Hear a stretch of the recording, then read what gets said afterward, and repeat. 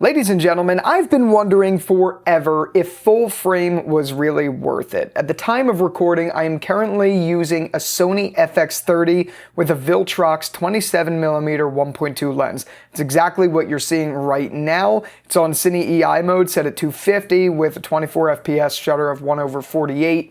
This is what you're seeing. This is the quality you could get out of this camera, which I think is absolutely fantastic.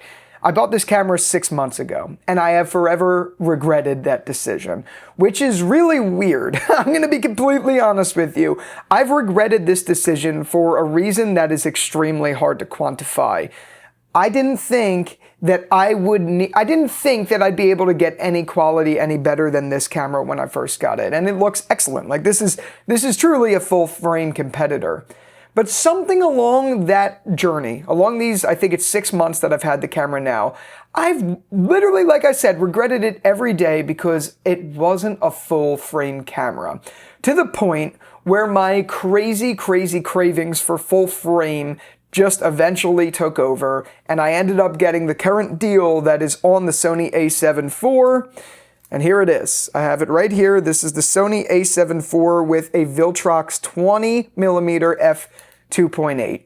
So I wanted to make this video to basically discuss my feelings about it now that I have upgraded what I'm going to do with my Sony FX30 and all of that stuff, because I did a lot of research before I bit the bullet and ended up buying this thing. And there's a lot of reasons I did do it. It's not just because I let my my buyer's issue kick in that I should really go to therapy for, because I just like to buy, which is a real frickin' problem. I do YouTube, not full-time, but on a part-time basis, and I do make an income from doing it. So for me, the Sony FX30, where it is a very stationary camera. And my thought path was, you know what? If this camera, from all the reviews I've seen online, this camera is definitely better. This is downsampling from a 7K full frame sensor compared to the Sony APS-C system. The FX30 is a 26 megapixel sensor at APS-C crop. So to me, I was like, I saw samples from people like Mark Bennett and Gerald Undone and all of those people. You could definitely see there is a quality difference, right? You could see that for sure the Sony A7IV does look better. It's more sharp, it is a little bit punchier, and you get a little bit more dynamic range than this camera, especially because it's a full frame sensor. You might be able to see some of the noise in the background of this. You don't get any of that with this guy. So in my head, I was like, those are enough reasons to justify it. If this thing can be really better in my setup, then I will replace my FX30. I ended up, like I said, I got this at the current Black Friday-ish discounts. They're selling this camera right now for like, I think it's $1,900. But I actually got this camera for $1,400. I traded in some gear as well. And in general, I found this to be a good deal, and then I was using it for the first day I got it with a Viltrox 27mm, the one that you're seeing right now. And it looks great, but obviously I was using it in APS-C crop mode because it's not a full-frame sensor. I mean, it's not a full-frame lens, which sucks. I wish they made the 27mm 1.2 in a full-frame version. I think it's the perfect lens. Anyway, as I've gotten to use this over these last 2 days that I've owned it, and again, I'm using it with a 2.8 aperture lens, a 20mm. This was $170, this lens. The quality with this lens is definitely not as good as my Sony FX30. It's not bad. I would never call it a bad quality, but the lens isn't the best. And if I want the best of the best, I got to spend another $1,000 or so, which eventually I will do that because I do want to get a really good stationary lens. But in my 2 days of using it, while this is a camera I am going to use as my camera that is just off the desk and my, something I could use for everyday stuff, this thing did overheat on me after only, I think, 20 minutes at 4K 24. So I'm not returning my Sony FX30, at least not for a little while, because this camera, while it's great, and while I did want something that can shoot stills too, at with better settings and all of that, There is no way I can let this thing replace my FX30 considering it overheated and shut down within 20 minutes of use. I wish I was making that up. Everyone I've seen online is like, oh, they've never seen this thing overheat. Maybe it's because I just got it. I didn't set the camera's heating settings to as high as you can. But I'm telling you right now, it happened to me. I can't make that up. And that was like an instant no-brainer that I'm keeping this camera for me, which is crazy because now I'm spending a lot of money on cameras, whatever.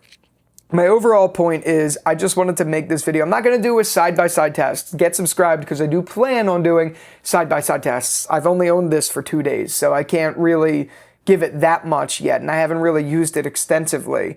But with this 2.8 lens, it is subpar compared to this Viltrox 1.2 27mm on my FX30. This just looks better. I can't get this creamy, gorgeous look that you're seeing right now on this with a 2.8. I could get close, but it's not so easy to do. And I'm also using a 20mm. This is more like a 40mm equivalent on an APS-C lens. So it just looks totally different in general. Though I do think it's possible that once I get the right lens for this thing, it will 100% beat this camera. But just knowing I already had overheating issues on day 2 of me owning this thing, that's a huge red flag for it being used stationary. That being said, I know some people who do use this thing stationary and have had no problem, so maybe I just need to turn on the heat setting, because I know I haven't played around with that. But I wanted to explain this in one video. If you have a Sony FX30, or you have one of the more recent APS-C crop sensor cameras, like the ZV-E10 II, the Sony A6700, or the Sony FX30, and you're wondering, if you use it for video, and you're wondering if you really need an upgrade to full frame, you don't. You really don't. I do really like this camera. This has been the camera of my dreams for a few years now. I've always wanted the Sony A7IV, so I'm glad I do have it. And I'm not saying this is a bad purchase, because when I say the quality's not as good, I'm talking like literal, like the thinnest margins humanly imaginable. Again, that's attributed to the lens I got, but also the reason I got this lens is because I couldn't afford to go out and get a big, expensive G Master lens or one of the Sigma zoom lenses, which I really did want to get. I can't afford to do that. If I want the one I really want, which is a 50mm 1.2 Sony G Master lens, that's like over $1,500. That's like $2,000, I'm pretty sure. I don't have that kind of money right now. So to me, I'm getting the budget lenses right now. I was looking at this. I was looking at one of the Tamron zoom lenses and all of that stuff. But honestly, for what I do, a prime lens is fine enough in the beginning. That being said, still an excellent camera. It's great to have full frame. It's great to not have to worry about, the focal length and all of that stuff with this camera. I just haven't tapped into it to its full potential yet, but the whole sake of this, again, is if you're contemplating like I was and your thoughts are winning, just know the grass is not always greener on the other side. Now that I have both, I think that the Sony FX30 is still going to remain stationary right here where it's been for these last 6 months because it's done an excellent job for me. I've never had an issue with this camera. I love its Cine EI setting. I love all of its shoot modes and everything about this camera. Plus, this camera shoots with a crop, an APS-C crop, in 60 frames per second. I knew that going into it, and I knew I was going to be shooting at 4K 24 anyway for my talking head videos. But that is a bit of a downside for sure. Like earlier today, I filmed a short with the FX30 just because it had 4K 60 in its native Super 35 mode. Because it just looks better with this Viltrox lens as it is compared to this 2.8. Again, I don't regret this purchase. And I did regret this purchase for a long time. But if you're anything like me and you've had those feelings, just know, again, the grass isn't always greener, unless you're getting like the FX3 over the FX30. But at that point, I'd wait for the FX3 Mark II because it has been 5 years. That has to be around the corner soon.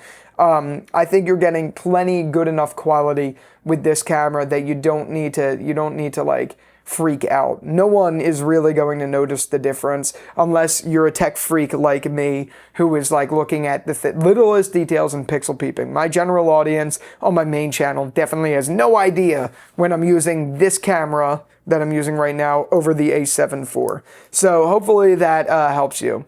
Yeah, again, one last thing that I noticed, the viewfinder is great, mechanical shutter is great, these are great things, but if you're just a video shooter, like I primarily am, you don't need those things.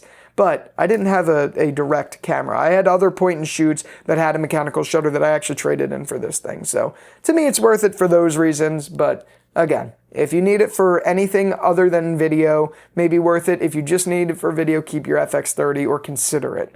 But yeah, with all that out of the way, thank you again so much for watching this video. And until the next one, I'll talk to you later. Peace out.